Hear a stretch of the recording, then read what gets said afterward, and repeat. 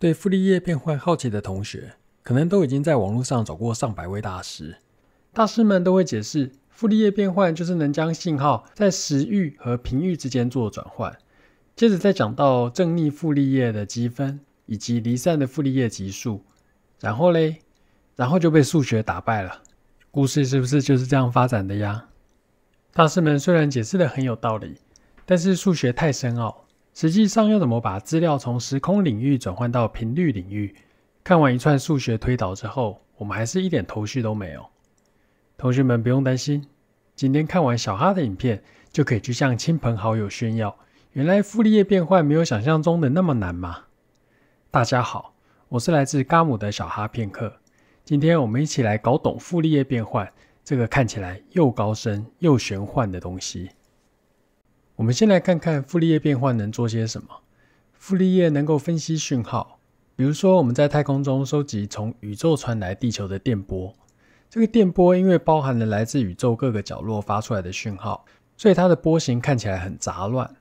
不过在经过傅立叶变换之后，就可以看出这些杂乱的讯号是由哪些单一频率的讯号所构成的。把这些单一频率的讯号再组合起来，就会变回原本收集到的讯号。如果我们用傅立叶转换去分析一首歌，将声音转换成许多频率的组合，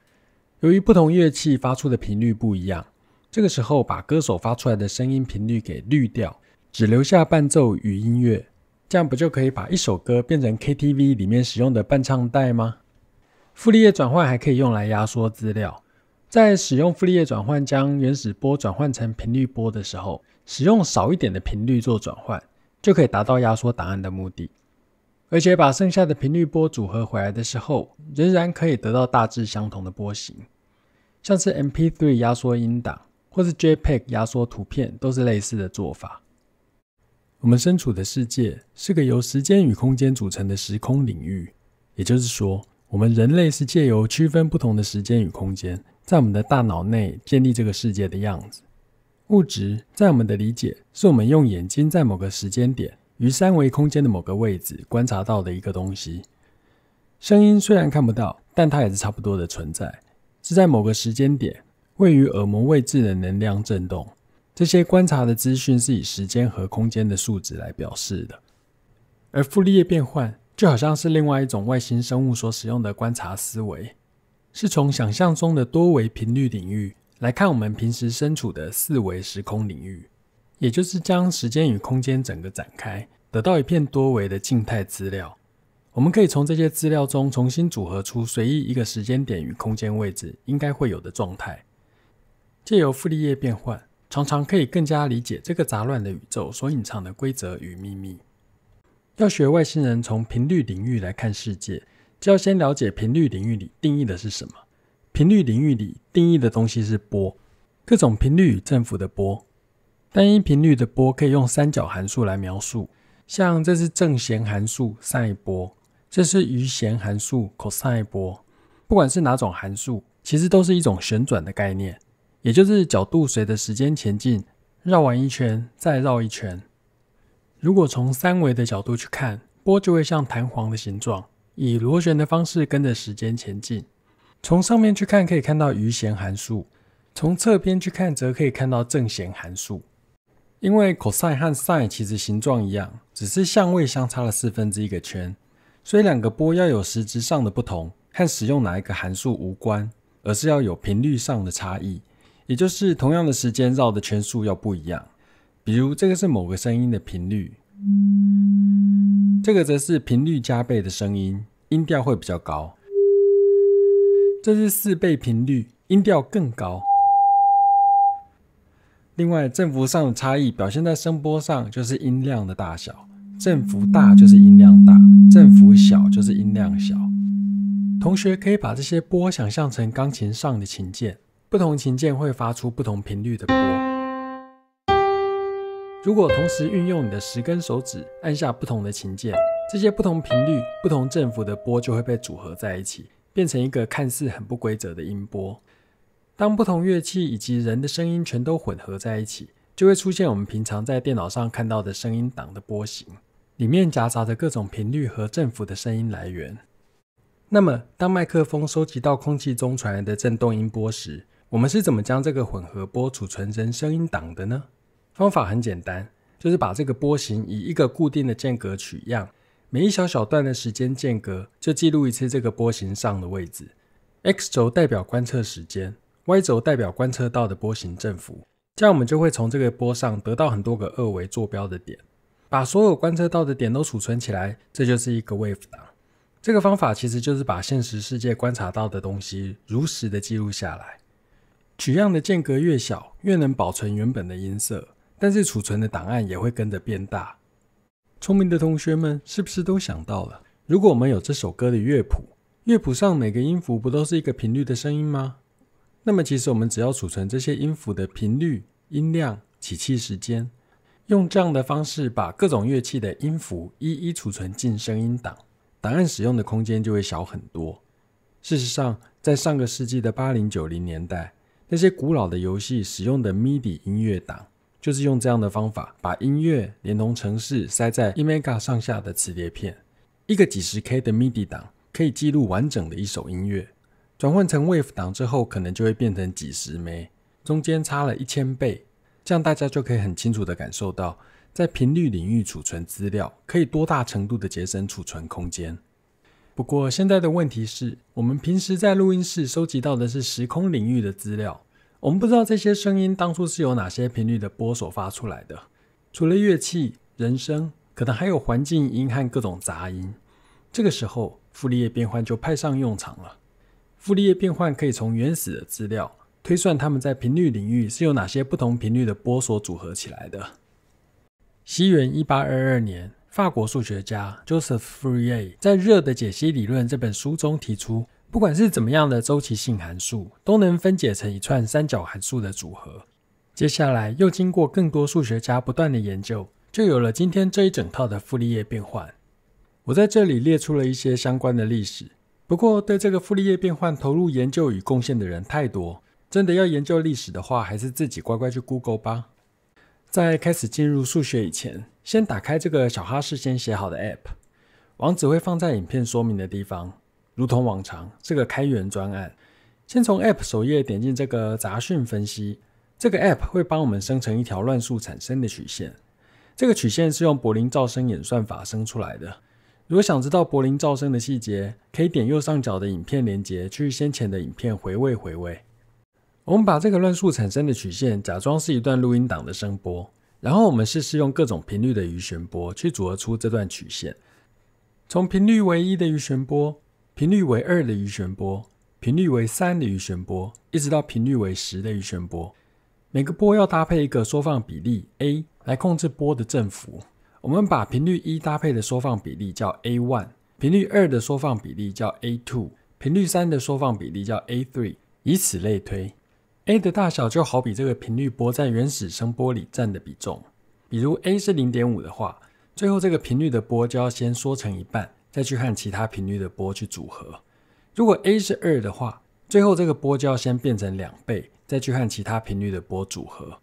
A 也有可能是负的，负的波就会先上下颠倒，再和别的波组合。使用越多频率的波去组合，最后越有办法还原一开始观测到的声波。如果我们把这些参数用图表组织一下，从频率的这个角度来看这些波，就会发现资料从连续的曲线变成了长条图，显示每个频率的波在混合成原始波的时候的影响力。这就有点像我们在看一个人的长相与个性像到谁，可能有人说像妈妈多一点，也可能有人说像爸爸多一点，还有人说他的某些地方其实很像他的现任女友。其实他们可能都说得对，这个人可能是1倍的妈妈加2倍的爸爸，再加上 0.5 倍的女朋友。这里讲的1倍、2倍、0.5 倍，就像刚刚讲频率波的缩放比例 A， 是我们纵观这个人的一生所得到的结论。从结论来看，妈妈在双眼皮上的影响力特别大，所以这个人的眼睛像到妈妈。而爸爸在收集公仔这方面的影响力特别大，所以他的嗜好像到爸爸。然而在每天晚上就寝的时间上，可能来自女朋友的影响力特别强烈。如果把这3个影响源看成3个波，虽然整体来看爸爸的影响力最大，但是也能找得到妈妈影响力最大的时间点。仔细观察的话，也能看得出女朋友对他的影响周期。傅立叶变换就是在用数学的方法，从我们观测混合波上的资料，去找到 A1、A2、A3 这些作为各频率波缩放比例的系数。在我们找到正确的 A1、A2、A3 这些系数之后，只要把 A1 乘上频率1在一个时间点的位置，加上 A2 乘以这个时间点频率2的位置，再加上 A3 乘以同一个时间点频率3的位置，一直加上去，就可以重现这个混合波在这个时间点上的位置。用这个方法，我们甚至可以推测这个混合波没有被观测到的地方，它应该要有的状态。同学们有没有觉得这个方法很眼熟？这个跟把一个向量分解为 x 轴和 y 轴的单位向量不是超级像的吗？所有二维向量都能分解成 A1 个 x 轴单位向量，加上 A2 个 y 轴单位向量。比如我们现在有一个随意生成的向量 v， 我们量出它在 x 轴上的分量为4，接着也量出它在 y 轴上的分量长度为3，之后我们只要将4个 x 轴的单位向量加上3个 y 轴的单位向量，就可以重现向量 v。傅立叶变换也是一样的道理，我们可以把混合波看成是另一种空间的多维向量。这个多维的向量和一般空间的向量一样，在每个维度的轴上都会有一个分量长度。若是我们知道一个波在每个维度的分量长度，那么把每个维度的分量长度乘上该维度的单位向量，就可以组合回原本的混合波。那这个找出分量长度的方法是什么呢？有在跟随小哈频道的同学可以回忆一下，我们过去有用过哪一招能够找到一个向量投影在另外一个向量的阴影长度，是向量数学中的一个基本运算。没有错，就是向量的内积。忘记什么是内积的同学，可以回到先前讲几何碰撞的影片复习一下。总之，我们只要将一个向量 v 和其中一个维度的单位向量做内积，就可以得到这个向量 v 在那个维度上的分量大小。拿刚刚二维向量的例子，向量 v 是4、3， x 轴的单位向量是1、0，那它们的内积运算方法就是两个向量的 x 相乘加上两个向量的 y 相乘等于4，所以4就是向量 v 投影在 x 轴上的长度。那现在问题来了，一个波是要怎样才能变成一个向量呢？方法是这样的，我们将整个波切成很多小段，每一刀切下去都可以取得这个波在某个时间点的位置。这些数字排起来就是用来代表这个波在时空领域的向量。有了原始波的向量，现在要找它在频率领域第一个维度的单位向量，找的方法也是同样的概念。先画出频率为1，振幅也为1的单位波，以同样的间隔在单位波上面取样，这样取得的一串数字就是这个维度的单位向量。然后我们将这两个向量做内积，内积的方法跟二维向量的内积一模模一样样。我这边稍稍算一下给同学看，只想科普不想头痛的朋友，以下这一小段随便看看就好。内积的方法就是把两个向量在同一个时间点取样的数字相乘，最后再全部加起来。这个内积的计算结果就是混合波投影在频率为1的单位波上的长度 A1。不过因为我们最后要组合波形的时候是针对每个时间点去做计算，所以这个内积结果要除以我们的分段数量才行。好咯，内积的计算方法讲完了，是蛮繁复的啦，但其实没有想象中那么难，对吧？现在我们知道怎么用内积算出混合波在一个频率维度上的分量，那下一个问题是，我们怎么知道在频率领域中总共有多少个维度呢？首先，我们定义刚刚那个频率为1的余弦波是频率领域的第一个维度，而且我们也已经知道这个维度的单位波向量了。那么所有和这个波向量成正交的其他波，也就是和它内积的结果是0的其他波，都是频率领域的另一个维度。就像二维或三维空间中，每个轴互相内积得到的投影长度都一定是0的道理一样，表示每个轴的影响力无法被其他维度的轴所取代。那我在这边直接讲结论了，和频率为1的余弦波成正交的波，有频率2倍的余弦波、频率3倍的余弦波、频率4倍的余弦波、频率5倍的余弦波，一直到频率无限大的余弦波。另外还有频率为1的正弦波、频率2倍的正弦波、频率3倍的正弦波、频率4倍的正弦波、频率5倍的正弦波，一直到频率无限大的正弦波。这就是所谓的三角函数系的正交性。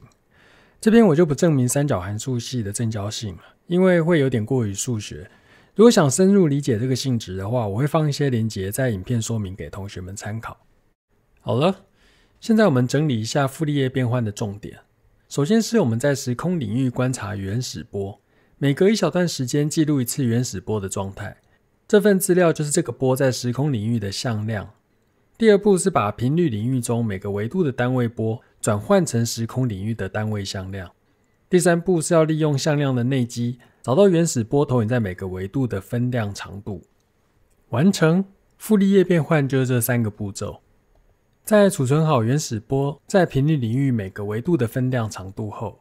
将每个维度的单位向量乘上分量长度，再加在一起，就可以组合回原始波。我知道同学们又要问问题了，你说在分解原始波到频率领域的时候，维度的数量有无限多，那算不完啊，怎么办？不要紧，我们只要算到频率100倍的维度就好。倍率越高的维度是用来反映混合波越细微的起伏变化，所以我们舍弃100倍以上的维度，只会损失一点点细节，在组合回原始波的时候，仍然可以回复90%以上的样貌。现在理论已经讲完80%了，我们先回到小哈写的 App 来实际看看傅立叶的杂讯分析。蓝色曲线是我们观测的原始波，黄色曲线是用我们刚刚讲的演算法，将原始波分解成频率1到100这100个维度后，再组合回来的波形。结果发现黄色曲线和蓝色原始波根本长得不一样，不过我们可以看出2个波形有点像，黄色曲线几乎就是蓝色的一半。同学一定觉得很奇怪，怎么前面讲的头头是道，结果最后还翻车？原来是先前我们讲频率领域有多少个维度的时候，还有漏掉没讲的地方。我们说原始波要在频率领域投影到某个维度的时候，会投影在这样螺旋前进的波上。一个螺旋前进的波包含了一个正弦波和一个余弦波，比如频率1的维度上就会有 cosine 1倍频率和 sin 1倍频率的2个分量。大家有看出我们漏了什么吗？同样在频率为1的维度上，其实还有反转前进的另一个螺旋波，这个螺旋波的频率完全没变，只是它的转向和原本的波相反了。当原始波投影到各频率的时候，如果我们漏接了这个反转的频率波，最后合成的混合波自然就没办法长得和原始波一样。这种波在数学上叫做负频波，因为负频波的函式曲线刚好等于正频波往负的时间走的波形。同一个频率的正频波与负频波对最后混合波的影响力是同一个等级的。因此，如果我们决定要将混合波分解成频率1到100的分量组合，那么也要把频率为负1到负100的分量一起加进去，在小哈的 App 中勾选使用负频率，就可以得到一条与原波形一模一样的曲线。OK， 虽然现在已经可以完美复刻原始波形，但2条曲线还是没有完全重叠。黄色曲线是在蓝色曲线的下方偏移了一点点，这是因为我们还少算了一个频率维度，就是频率为0的正弦和余弦波。这2个三角函式在时空领域中实质上是2条没有起伏的直线，正弦是一直保持在0的一条线，所以其实没有任何作用，而余弦会保持在1，用这条线乘上它的缩放比例 a， 其实就是整个原始波的重心位置。在 App 中勾选使用频率0，这样组合出来的曲线不但形状一样，连位置也会完美重叠。我们可以利用下方的拉杆，把使用的频率范围缩小到10，就会发现由频率1到10所组合出来的曲线只有走向大致相同，但细节都不见了。这就是我们在增加压缩资料比例的时候，声音或图片会失真的感觉。虽然讲到这就差不多讲完了，不过其实这些计算出来的资料还能有更酷的表现形式。我们刚刚讲的是把一个频率的绕圈活动拆成一个正弦波和一个余弦波，但其实可以由这2个波的缩放参数计算出这个绕圈活动的半径与起始相位。有了半径和相位，就能画出这个频率的绕圈活动，并且可以把所有频率一个接一个的套在一起，用更视觉化的角度看到这些简单频率波是怎么组合出最后这个杂乱的原始波形。现在大家看到的杂讯分析，由于正频和负频刚好半径相同，但转向相反，所以这些圈圈组合在一起，就会刚好只在 Y 轴上下摆动。我们回到 App 的封面，再进入第二个应用程式重绘描图。这个 App 使用同样的傅立叶变换公式，把一个复杂的描线过程分解成许多频率的螺旋波，然后再组合回近似原始图案的描绘动画。我们还可以自己画线，傅立叶变换同样也能把我们画线的过程分解再重现。从右下角打开简单波列表，可以看到这个图形被分解后每个频率分量的相位与半径，是不是很有趣啊？好了，今天的教学就到这里，希望大家别忘了订阅、分享还有小铃铛。